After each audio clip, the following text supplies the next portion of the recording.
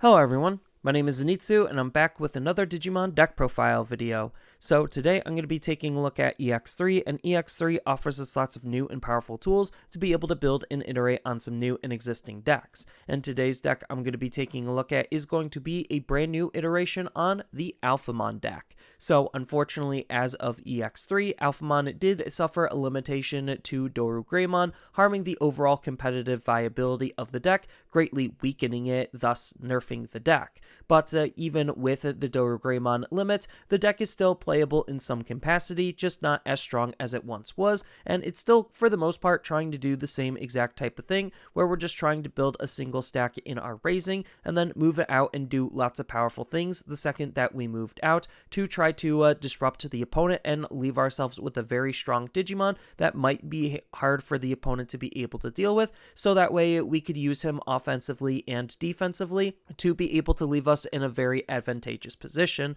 in order to try to win the game the following turn. So with all that said and done, let's just dive right into the deck profile. Starting off with the Digitama, I'm still only going to be running 4 copies of Dorimon. I'm still going to be hiding my Digimon in raising, so it's not like I'm going to be moving out that often to warrant a 5th Digitama, and Dorimon is just easily the best Digitama for us to use, offering us some card draw when we're going to be adding to our inheritable sources, which is just what an Alphamon wants to be doing already. Next, on to the rookies, I'm going to be running 4 copies of Dorumon. So this is the BT7 version of Dorumon, and it's going to be one of the key consistency cards for the deck, just because if we hard play it, we get a look at the top 3 for an X-Antibody traded Digimon and a Kota, which is one of our key tamers, and then put those into our hand, and then the rest go to the bottom. But he's going to be mostly used as a good inheritable source to just tuck underneath our Digimon in order to gain us some extra resource generation, so we could try to get as much value out of our cards as we can, because when one of our cards is placed in this Digimon's Digivolution source, then we get to gain a memory. So if he's not in our stack, we could easily put him in our stack, and if he is in our stack, we could put more in our stack to be able to gain as much memory as we possibly can to make more powerful follow-up plays with.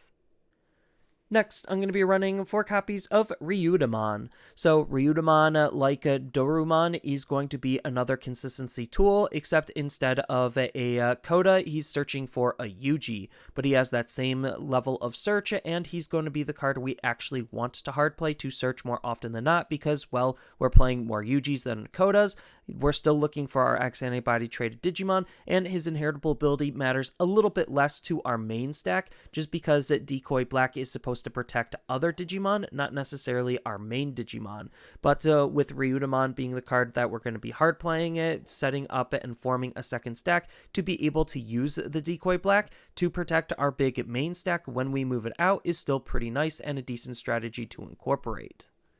And then the last rookie of the deck is going to be 2 copies of Sunarizamon. So I was thinking about sacrificing some tamer slots for some extra Sunarizamons, just because Sunarizamon is trying to shore up one of the weaknesses that the deck now has, which is a lack of damage thanks to the Dorugaemon limitation. So his inheritable abilities, all that we're actually trying to gain out of the card, is for more instances of Security Attack Plus, so we could try to punch as hard as we possibly can when we're moving our main stack out of raising into the battle area to do all of our normal shenanigans. Then he also has a nice passive ability if we just are going to be sitting on this card on the field to be able to give our large Digimon the piercing ability. But the main problem with this card is the fact that it's not an X-Antibody traded Digimon, so we have no proper way of searching it, and we're going to have to draw into it naturally, making it a little less reliable than some of the other cards in the deck,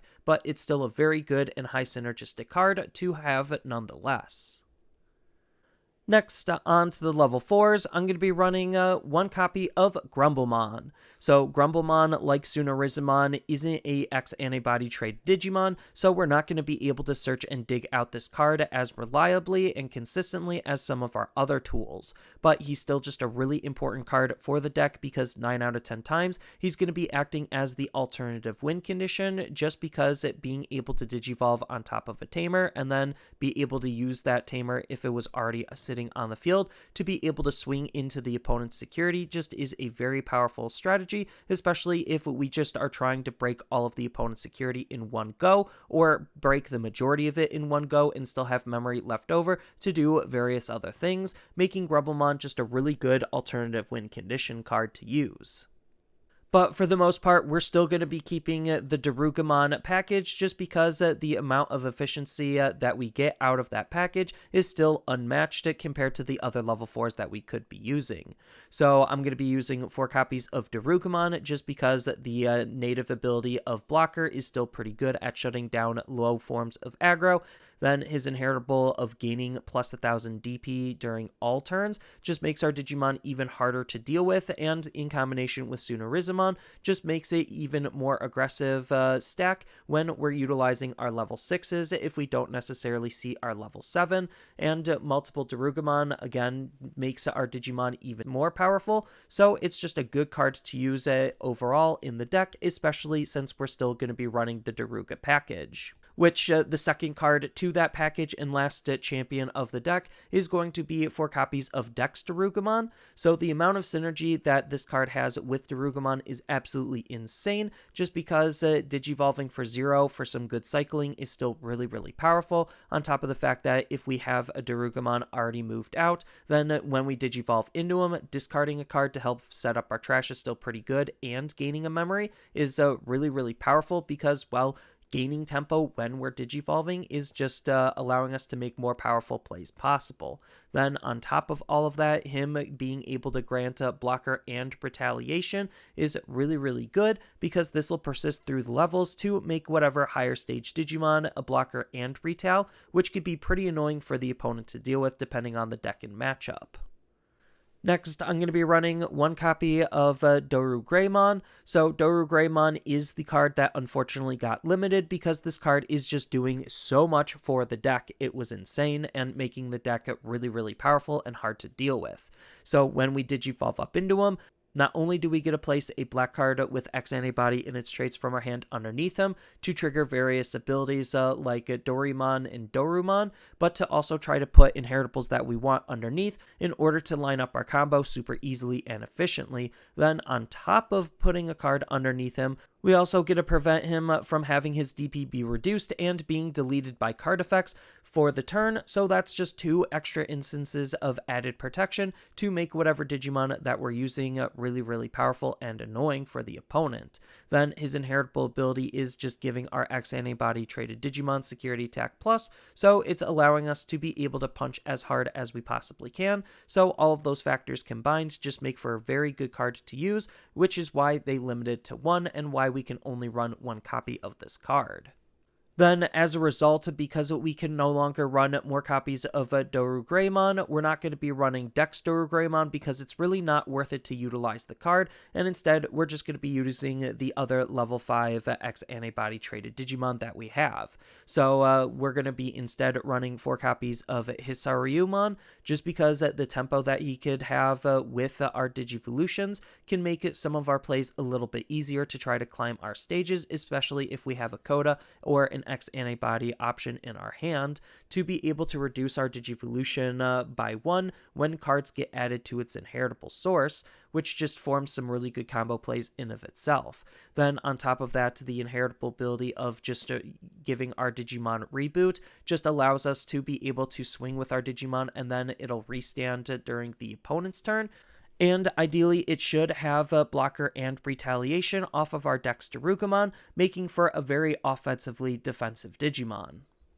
And then to round out the level 5 package, I'm going to be running 2 copies of Grademon. So Grademon is another digging tool to be able to allow us to try to find our cards as best as we possibly can, more specifically our Alphamon. Then we also get to place an X antibody traded card from what we were searching underneath this Digimon and trash the rest, so it's helping set up our trash, fill up our inheritables, look for our Alphamon, and set us up for everything that we need in order to try to make whatever power play we're going to be doing off of our level 6s as best as we possibly can. Then he has a nice little inheritable ability that's adding some extra removal for the deck. For when our Alphamon swings, we get to delete one of the opponent's Digimon with a play cost of 5 or less at the end of the attack, so it's just a decent card overall. Next, on to the level 6s, I'm going to be running 3 copies of Ouryumon. So Ouryumon is not only just a really powerful level 6 in his own right, he's going to be one of the key inheritable abilities we want to try to shove underneath our stack, more specifically for our Alphamons. So in a pinch, if we do actually need to try to use this card, his Wind Digivolving ability is allowing us to try to fill up his inheritable sources, delete an opponent's Digimon, and when we do that, he's going to be giving himself plus 2000 boost and some form of protection against the deletion effects, so that way he's still just going to be a very hard card for the opponent to try to interact with. Then on top of that, his inheritable ability is what we're really after with this card, just because we have ways to be able to shove it underneath our stack, so that way we could use it in combination with our Alphamon. So at the end of the attack with our Alphamon, once per turn, then we get to unsuspend this Digimon, which is just pretty good at allowing us to be able to multi-attack, and we're going to want to try to pace our Ouryumons in order to try to add more Ouryumons underneath in order to get multiple attacks per turn, because unfortunately having them all underneath our Alphamon doesn't mean that they're going to be triggering at different times unless we shove them in underneath at different times, and they all would trigger at the same time. So it's just a good card to try to make sure that we could try to make as aggressive lines of play with our level 6 and 7 as we possibly can. And then the last level 6 of the deck is going to be 3 copies of Alphamon. So this is more specifically the BT9 version of Alphamon, and this is a really good card to try to disrupt the opponent and try to set us up as best as we possibly can in one fell swoop. So his Wind Digivolving ability allows us to use the X-Antibody traded cards from our trash to shove underneath him, and then when we shove cards underneath him due to an effect, which is off of his first Wind Digivolving effect, then we get a D-Digivolve 1 on the opponent to again try to anti-tempo them to set them as far back as we possibly can, and us as far forward as we possibly can. And then the last Digimon of the deck and only level 7 of the deck is going to be 3 copies of Alphamon Ouryuken. So Alphamon Ouryuken has an alternative Digivolution condition, which we could set up really easily off of the BT9 Alphamon, just because the BT9 Alphamon, like I said before, has ways to be able to rake its own stack on top of other cards that help us rake its stack for us, so that way we could Digivolve them for 3 on top of an Alphamon with an Ouryumon underneath them, versus paying the 7 we normally would otherwise. Then for Digivolving up into him, he's just going to have your stereotypical when Digivolving deletion-based ability that a lot of level 7 has, where we get to delete all of the opponent's Digimon with the highest play cost. So it's just a good card to try to help remove the largest threat on the opponent's field. Then the main draw for utilizing the card is actually in his end of your turn ability, where once per turn, we get to return up to 7 non-Digi-Egg cards with X-Antibody in its traits from his Digivolution source to the bottom of our deck in any order to be able to gain a memory for each card we return this way. So even at worst, if we do have to pay the 7 in order to Digivolve up into him, we at least can try to get the 7 back. Or if we used him a little bit more efficiently, then we could try to gain some extra memory back to be able to use that memory to make more powerful follow-up plays with. Next, on to the Tamers, I'm going to be running 2 copies of Kota. So Kota is going to be the deck's memory fixing tamer, on top of the fact that it's going to be another card to try to help us dig for our parts and pieces, more specifically anything with X-Antibody in its traits. But the main tamer of the deck is actually going to be 4 copies of Yuji, just because Yuji is going to have some extra benefits for having more copies of him on the field versus some of our other tamers. So having extra Yujis on the field is pretty good, because when we move our Digimon out of our raising area, as long as it's an X-Antibody traded Digimon, we're going to be gaining a memory and drawing a card per Yuji, which is pretty good, so that way we could try to have as much powerful of a setup going into our power turn as we can possibly have. On top of the fact that he has a really important ability to try to add X antibody traded Digimon underneath our main stack when our X antibody traded Digimon attacks, so we have to rest him in order to do that. But again, the more Yujis that we have, the more we could kind of pace him and figure out what inheritables we could try to shove underneath to be able to form some really powerful combo plays.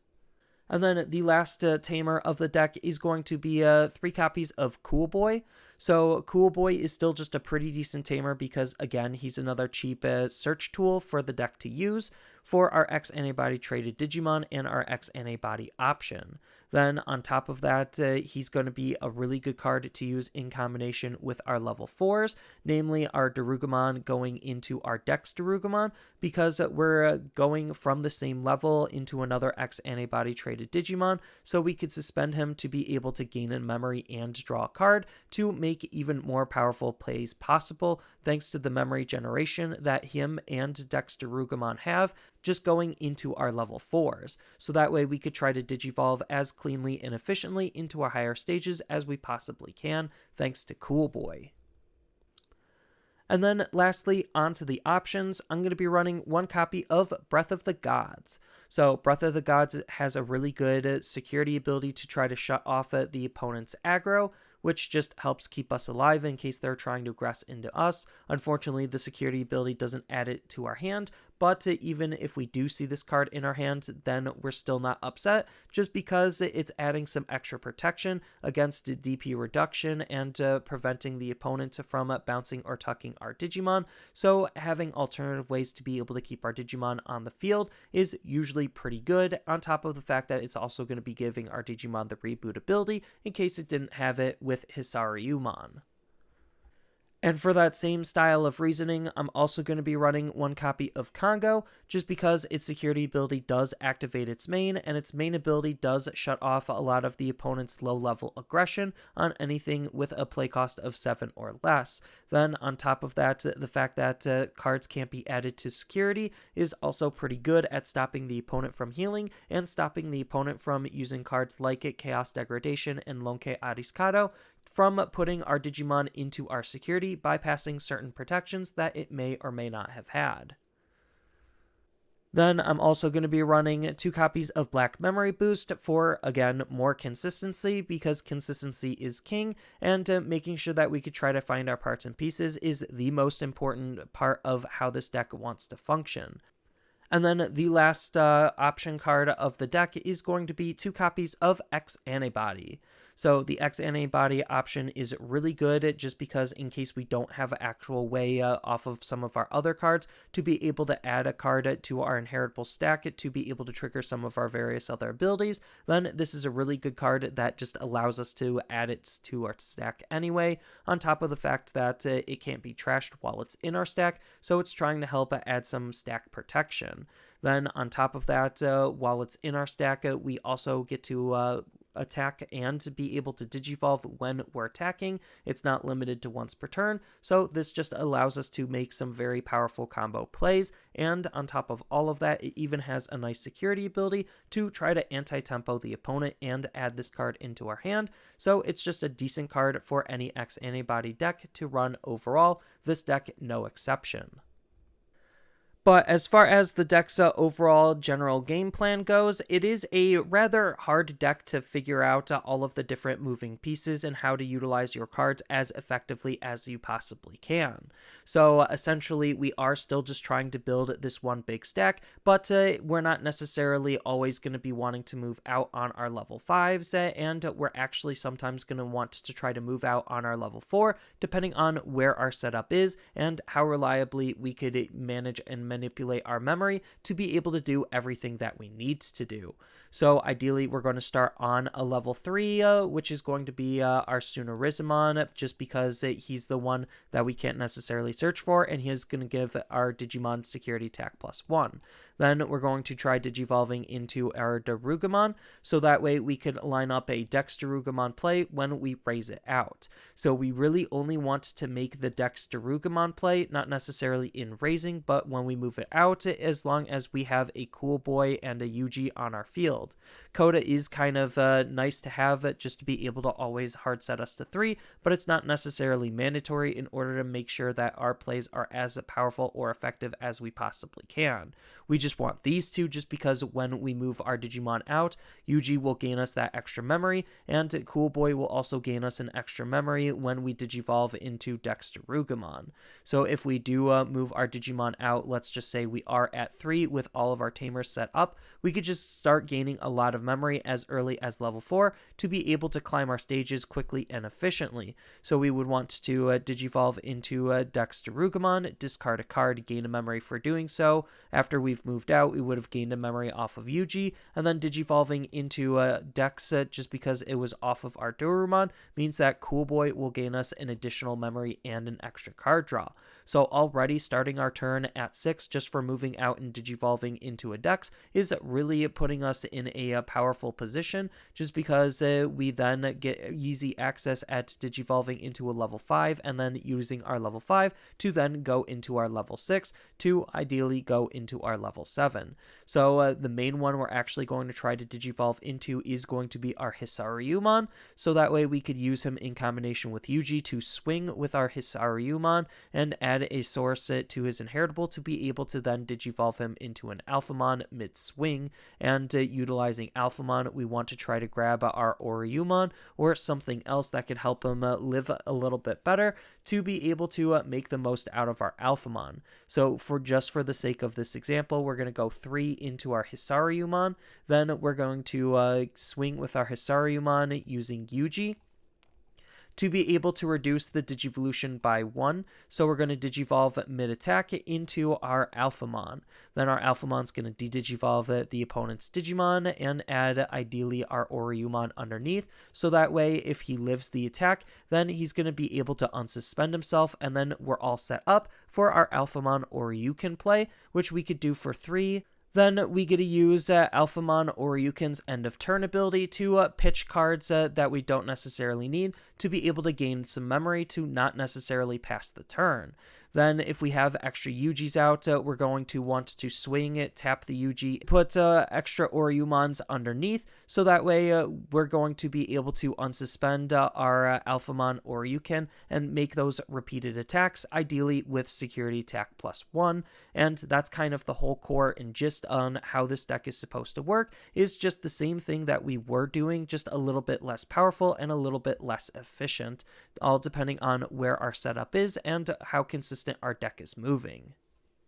And then there's still a couple of other cards that we could think about including into the deck to really customize it and make it your own. So thanks to the limitation that was put on DoruGreymon, we actually do have reason to ditch the Dex cards and think about utilizing some various other tech and tools. So if we wanted to, for the other level 3s, we could think about utilizing some floodgates to try to stop the opponent's action depending on what we're expecting and anticipating out of them. Then on top of that, we also have Dorumon just to try to add some overall consistency into the deck in case that's something you feel like the deck is lacking. Then on top of that, we do have the other level 4s that are X antibody for the deck to use in the form of Ginryumon to add blocker to our stack, or Repeatermon for some extra removal depending on the cards that you're actually think about utilizing. Then we still do have DexDorugamon if we really wanted to use the Dex line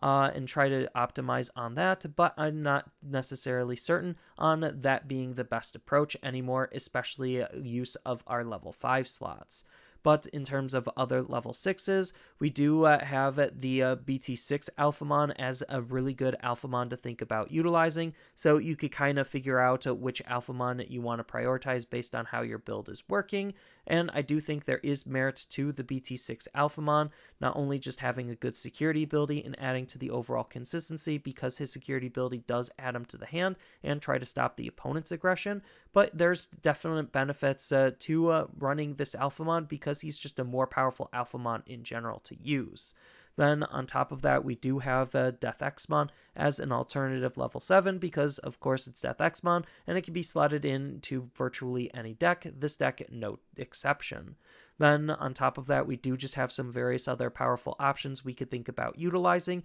depending on how our memory generation is and the combo plays that we're thinking about enabling. So Final Zubagon Punch, adding blocker, reboot, and security attack plus just allows us to try to make our Digimon as powerful as we possibly can. Then we could think about shifting the deck to be a little bit more defensive focused in terms of our option usage, and we do just have a slew of different removal and utility options that Black has to offer us.